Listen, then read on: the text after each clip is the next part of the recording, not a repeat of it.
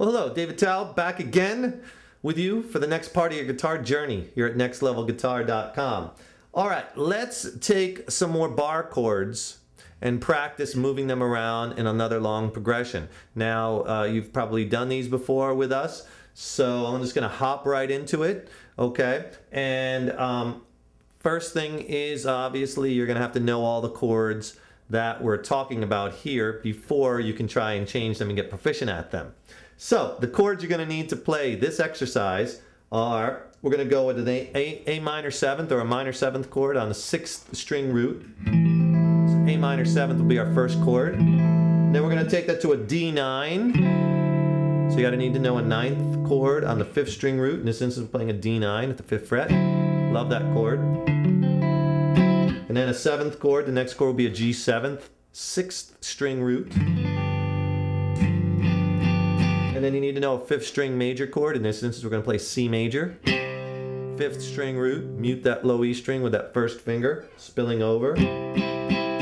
Then B flat major 7th. The real jazzy major 7th chord. 6th string root, major 7th chord you're going to need to know.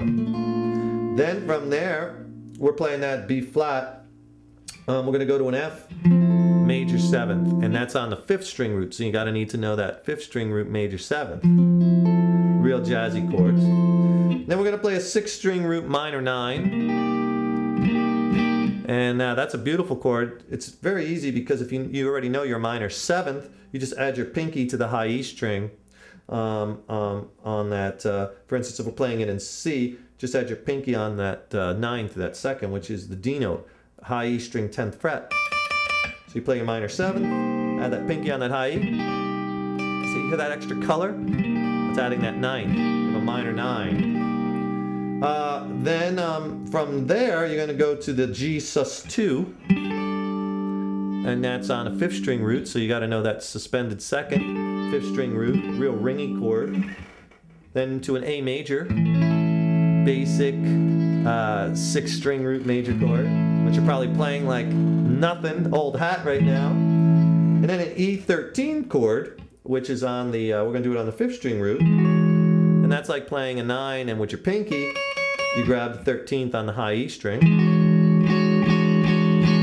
Next chord will be a G sharp 7th, 7th chord, 6th string root. And then the last chord, C sharp minor 7th, a minor 7th chord, 5th string root. There's all your chords, and now we're going to play them in this progression, one after another, and the goal again is to get really proficient at changing them and moving from one to the next, keeping that wrist down, keeping your fingers glued to those strings, not slipping a credit card between your fingers and strings, and sliding around, hitting those root notes, okay?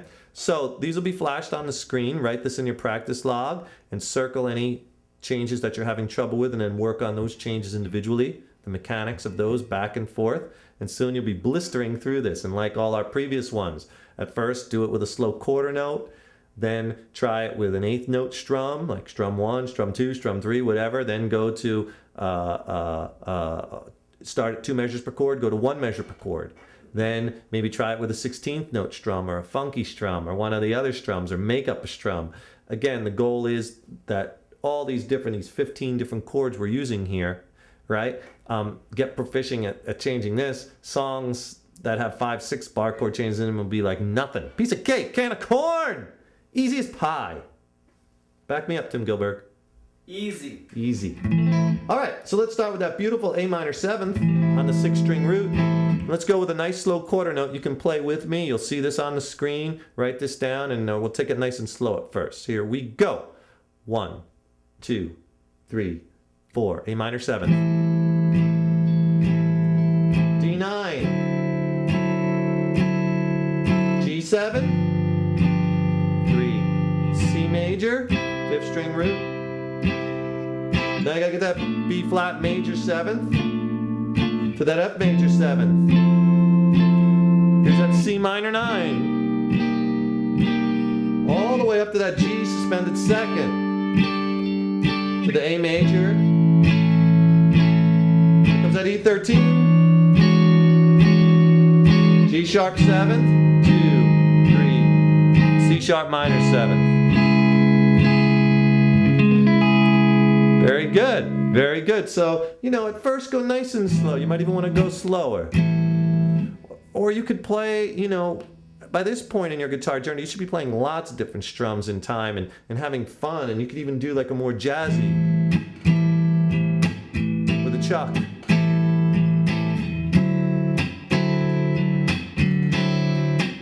I'm just making it a little bit more interesting, right? All I'm doing there, I'm actually using all downstrokes. Down, chuck, down, down, down, chuck, down, down, down, down. See, that's an all downstroke strum. Right on the beat, but it just sounds a little bit more jazzier. Chuck. And then you go that D9. G7. To the C major. And so on and so forth, okay? Then do them with your 8th note strum patterns, right? You might even want to start it, because these have a little bit more complex changes. Start at 2 measures per chord, like that A minor 7th, strum 2. D9,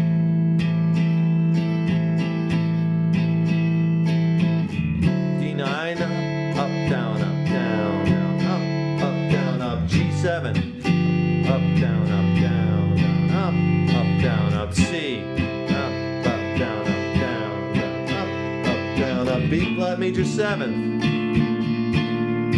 And so on and so forth. So I'm using all my strums. I'm pulling all the stuff out of the arsenal to use as practice.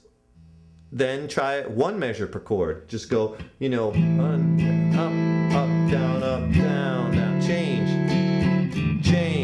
up, down, down, down, up. Okay? The goal is you want to make it from the beginning, 1st chord, the A minor 7th, to the C sharp minor 7th, in all the different patterns without stopping, and then make up your own strums.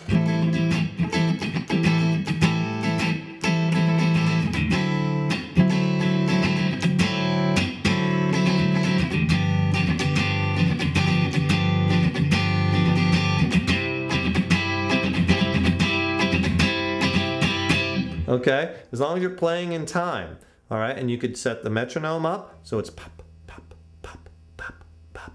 and your foot's tapping along, and you'll have it. And then when you're when you get really proficient in all those different ways with this progression, take the progression backwards, because this way you won't have just memorized, you know, where the chords are. So backwards, you're going to play the C sharp minor 7th first to the G sharp 7th, right? Then you got to get to that E13. It's going to look very different playing it backwards, to the A major, to that. Then you got to get way down to that G sus2, right? So do that whole progression and do it backwards. And it just gives you a whole nother way of looking at these chords and getting proficient at your changes. So take it, you know, with that nice 8th note strum. To the G7, up, down, down. E13, to the A major, and so on and so forth. And as you learn more and more strums, come back to these exercises. You can even take, by this point in your journey, you should be getting proficient at a lot of these changes. So take long strings of chords and put them together yourself and set a goal. And say, I'm going to blast through these. I'm going to get from that first chord to the last without stopping, with just 1 measure per chord. Or maybe even with using like a three hits per chord or 1 hit per chord. Right? Really push yourself, and this is going to make your chord changing and your bar chord changing and your moving around the neck so much easier and more fluid. All right?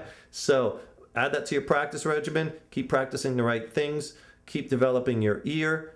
Learn the notes on the neck and all the other things we're talking about in this section, and you're going to be rocking out like a madman or woman in nothing flat. Rock on. See you soon.